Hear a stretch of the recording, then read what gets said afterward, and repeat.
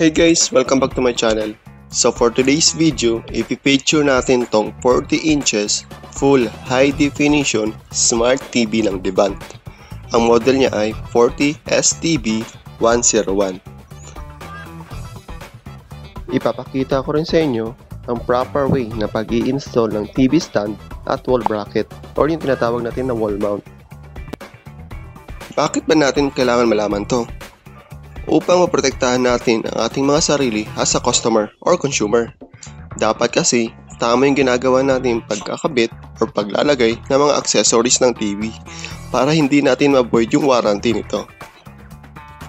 Kung gusto mo ang mga ganitong klase ng content, I encourage you to click that subscribe button below para palagi kang updated or nano-notify ka kapag nag-upload ako ng mga ganitong klase ng video.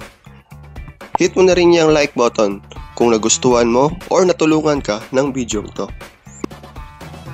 Konting trivia guys sa background ng brand na Devant. Sa di pa nakakaalam or hindi familiar sa brand na to, matagal na siya sa market, more than 20 years na. At ang malupit pa nito, as of now, sa pagkakaalam ko, ay exclusive lang na binibenta dito sa Pilipinas ang Devant. So wala kang makikita nito sa ibang bansa. Siyempre, unless na lang pag may bumili dito sa Pilipinas at dinala doon. So, certified Filipino brand talaga siya. Pero pagdating naman sa performance at quality, di naman siya napag-iiwanan compare natin sa mga bigger brands. At siyempre, sa price range, affordable na ating mga Pilipino.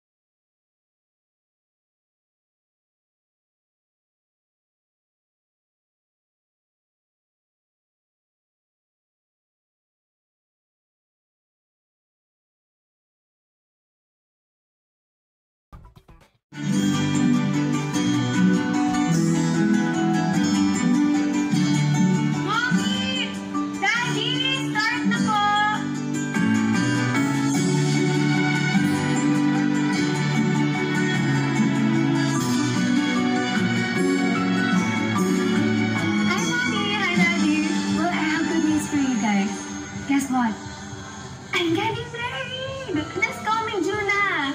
Well, I have to go.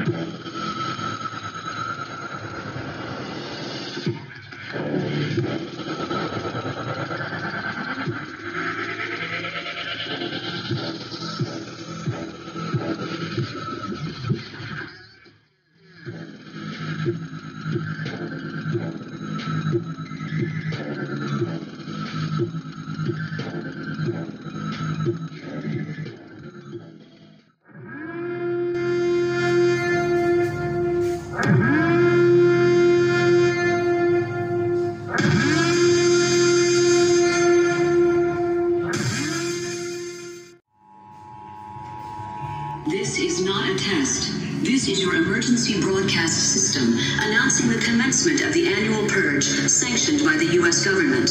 Weapons of Class 4 and lower have been authorized for use during the purge. All other weapons are restricted. Government officials of ranking 10 have been granted immunity from the purge and shall not be harmed. Commencing at the siren, any and all crime, including murder, will be legal for 12 continuous hours. Police, fire, and emergency medical services will be unavailable until tomorrow morning at 7 a.m. when the purge concludes. Blessed be our new founding fathers and America, a nation reborn. May God be with you all.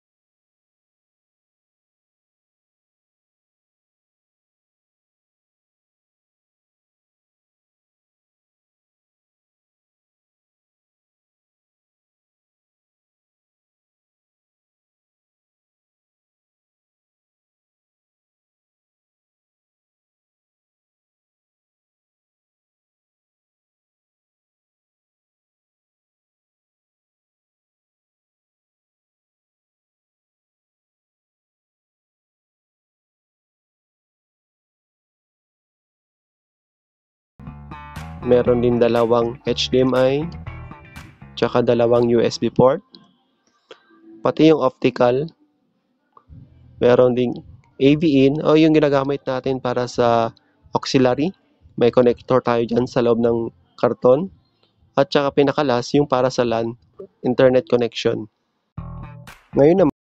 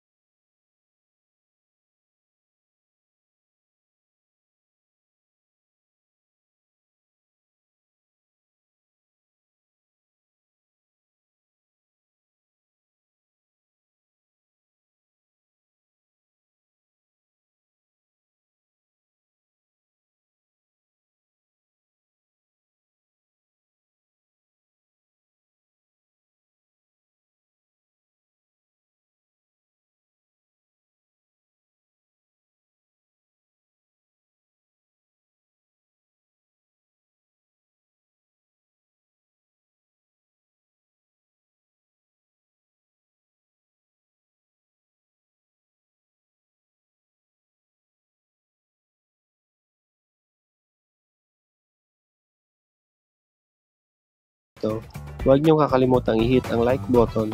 Paki-subscribe na rin po. Salamat.